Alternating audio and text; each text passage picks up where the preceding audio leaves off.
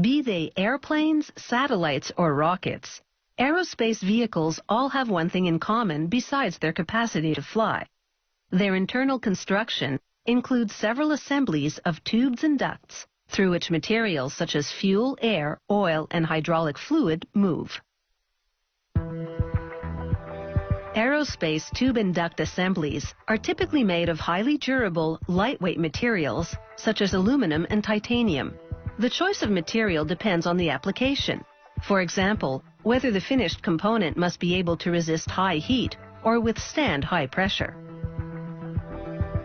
These aluminum tubes are on their way to becoming a fuel line for a Boeing 737. The operator immobilizes a tube with clamps, then saws it to the length required.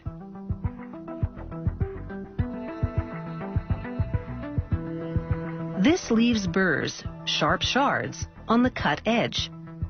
So they insert the tube into a deburring machine.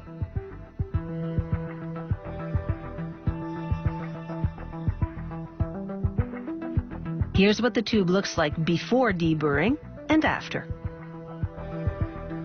They squirt some lubricant inside, then slide the tube onto the mandrel of a computer-guided bender.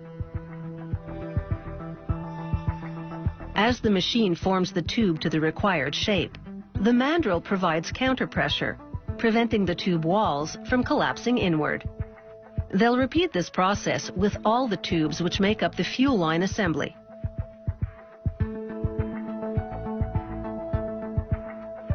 They clamp each part into a fixture, then pass a laser measuring device over it. With utmost precision, the laser analyzes the dimensions from 5 different angles to ensure the part meets technical specifications. Next, workers submerge the part in hot water and cleaning solution, then rinse twice. This washes away the lubricant and any dirt.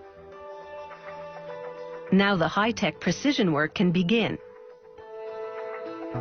A robotic laser cutting system finalizes the shape and cuts all the required holes and slots.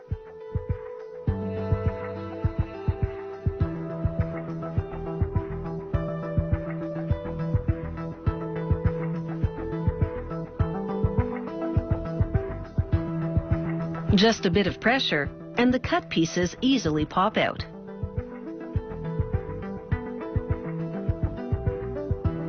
Meanwhile, a stereolithography machine makes the fixtures which will position the various parts of the fuel line together for welding. A computer-guided laser beam repeatedly flashes the shape of the fixtures onto liquid ceramic. Each flash solidifies a 0.1 millimeter thick layer of the liquid. Thousands of hardened layers later, the weld fixtures are fully formed.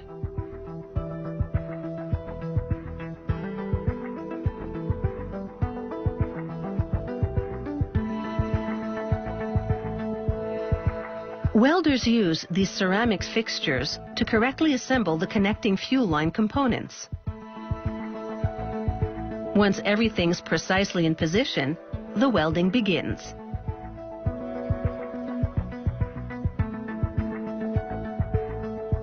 For aircraft safety, it's critical that every fuel line be leak-free.